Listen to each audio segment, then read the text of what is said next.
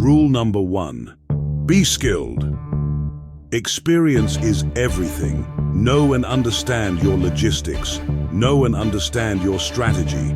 And most importantly, know and understand these 25 rules. Rule number 2. Acquisitions. When the acquisition is a new appendage to your existing company, run it in person. Put your own people in there. Weaken the stronger powers within the firm. Keep the weak powers weak. Rule number 3. Composite companies. When administering composite companies, again, weaken the stronger powers within each component and keep the weak powers weak. Don't bring in outside help. This will only weaken your position. In other words, don't acquire more than can be managed. Rule number 4. Private companies. Wholly owned businesses have rigid loyalty structures which make them harder to acquire. If they don't want to sell, there's nothing you can do about it. If they do sell or are forced to give up their business, the management void they leave behind makes it easier for you to administer.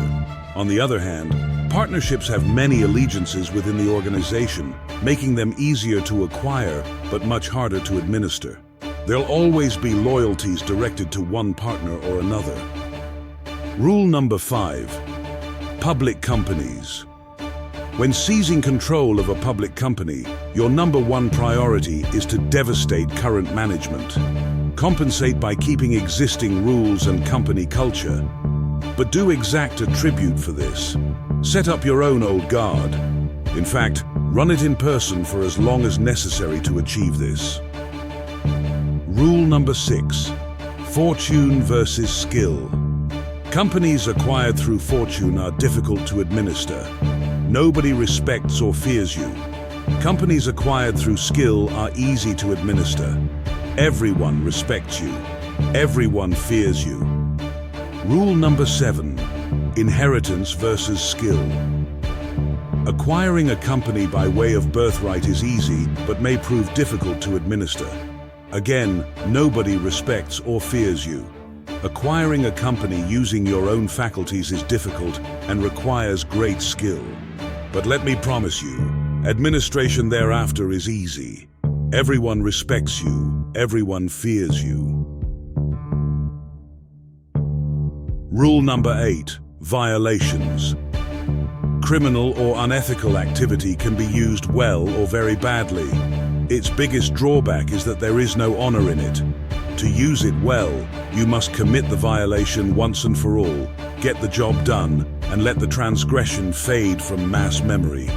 On the other hand, if you consistently transgress, you are bound to pay the price. Rule number 9. Favour. Strike a balance between your stakeholders and your executive team.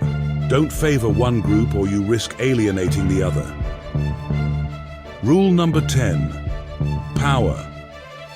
Real power is a measurement of how well you can maintain or hold on to your acquisition.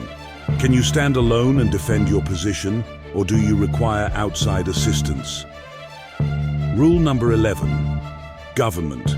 Government institutions are divine entities that are to be avoided at all costs.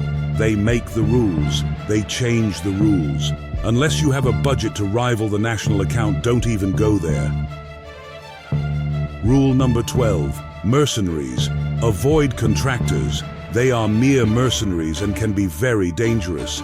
They have no loyalty, especially when times get tough. Rule number 13. Auxiliaries. Avoid outsourcing. Dependency on such auxiliaries compromises security and your control over your acquisition. Rule number 14. Money versus loyalty. Power based on money is very easy to achieve, but once you have it, it can easily fall apart. Anyone can be bribed. Mistrust, greed sets in, and bang, you've lost your power. Power based on loyalty is very difficult to achieve. Nobody ever trusts anybody or even really understands what the term loyalty actually means. But on the other hand, once you do establish your power based on loyalty, you can become invincible. Rule number 15. Reputation. Reputation is everything. A good reputation is to be nurtured and milked when necessary. Avoid being saddled with a bad reputation. Avoid it like one would the plague, because a bad reputation is just that. Bad. Rule 16. Generosity. Don't ever give away anything that belongs to you. It only weakens you. If you must, take it from one party and give it generously to another. Rule number 17. Fear versus love. You cannot control whether people love you. You can only control whether they fear you or not. Rely on what you can control. Rule number 18. Honor. Honor your word always, but only if it doesn't put you in a disadvantaged position. Rule number 19. Hatred. Avoid contempt and hatred. Hatred can be a very powerful intellectual resource. Give your enemies or allies the opportunity to despise you, and you do so at your own peril. Rule number 20. Fortresses. Fortresses can be advantageous and disadvantageous. They are good because you're in a castle.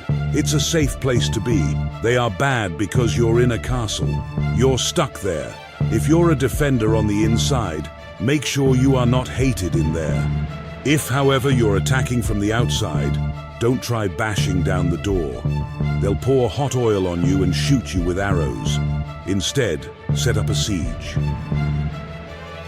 Rule number 21. Neutrality. There is never a neutral role or action you can take. Every decision you make will either hinder or help you. Even doing nothing can have a positive or negative effect. Rule number 22. Win loyalty. Treat loyalty as though it were a currency. Power based on lesser currencies is easy to come by, and even easier to lose. Power based on a hard currency backed by loyalty is difficult to achieve, but once it is, it makes you invincible. Remember, loyalty and honor work as a two-way street. Give it, take it. This is how the currency works. Rule number 23. Seek advice. Be shrewd in seeking advice. Advice is only as good as the person who seeks it. Rule number 24. Vigilance. Avoid complacency. Always be prepared for the storm. Rule number 25. Audacity. Be adventurous. Always try to be impetuous rather than overcautious. Audacity wins respect. Respect wins loyalty. Loyalty equals power, real power.